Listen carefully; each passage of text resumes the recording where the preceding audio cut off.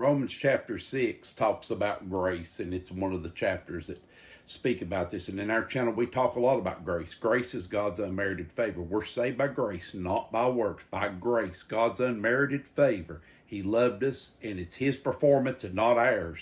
But the Apostle Paul talks about, so what shall we do? Shall we continue in sin that grace may increase? No, no.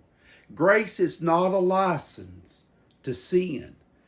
Grace is greater than sin because grace is what Jesus spread above us and showered us with on Calvary when He died for us. We're saved by grace. It's His unmerited favor.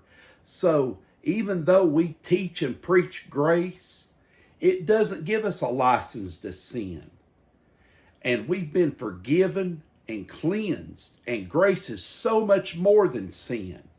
So we don't need to see things as grace being a license to sin. And this is what the apostle tells us in chapter 6. Grace is greater. And when we get into the grace of God, we're in Jesus. We have Him in our heart. And we're walking by faith and living by faith and walking in Him. So let's never feel or think it's the biggest trap of the devil. Grace is not a license to sin.